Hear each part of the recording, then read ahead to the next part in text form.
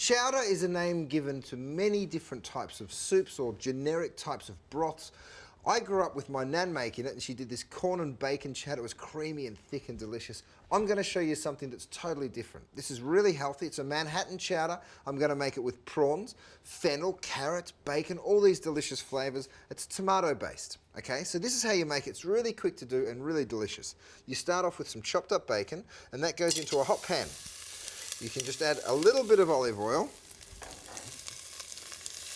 to help that along, and then give it a stir. So you can see my pan's nice and hot. While that bacon gets a little bit of colour and some of that delicious flavour development, I'm going to cut up half an onion.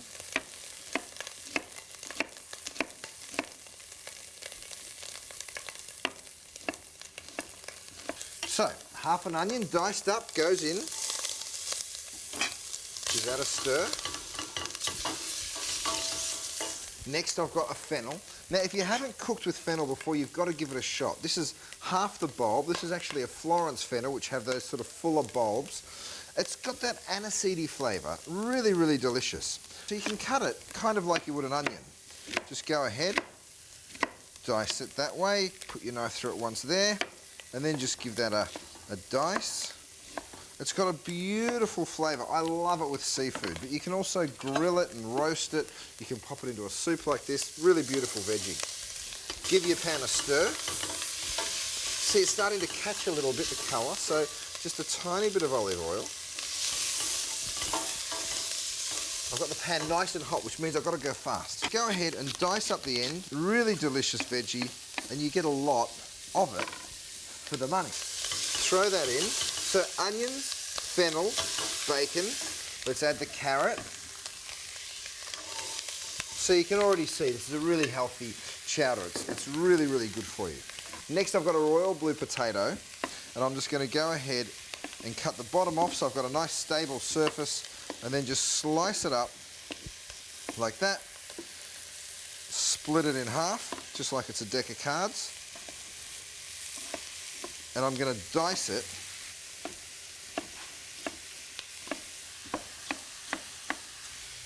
Beautiful. You can smell that aniseed flavour. It's coming out of the fennel.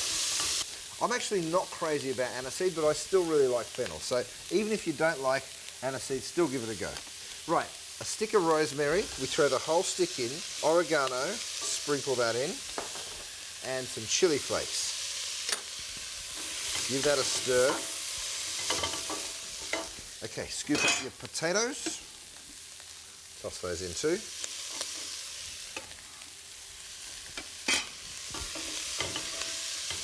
Looking great. Now, time for the liquid to start cooking that potato and bringing our chowder together.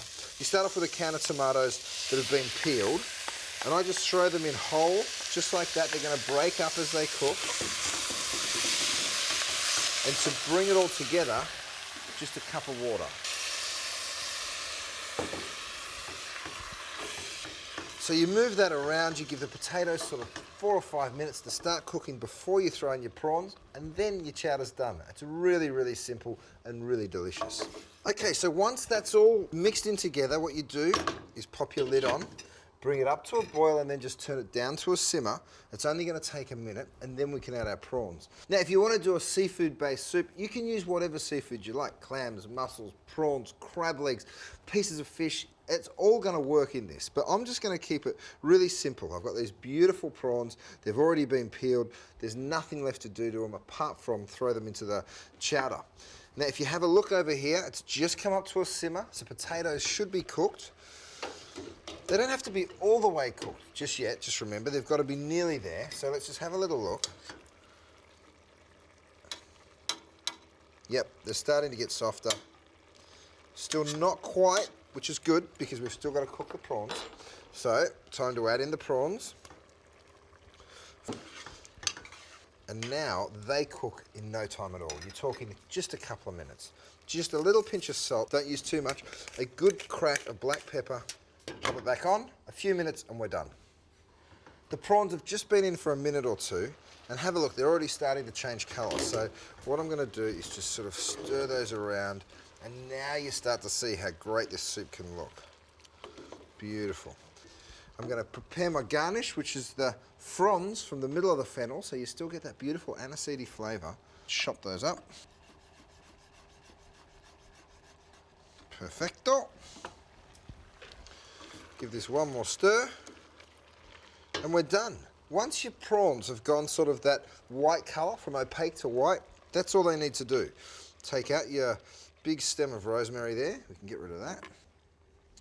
And dinner is about to be served. Now, I know a lot of people think, oh, is the soup hearty enough for the family? You know, the kids, they like to eat a lot. Have a look at this. It's a really beautiful, hearty meal. And if you want to serve it with some crunchy bread, of course you can. But I tell you what, to me, that is a beautiful meal in itself. A few fennel fronds, and you're away. Bon appetit.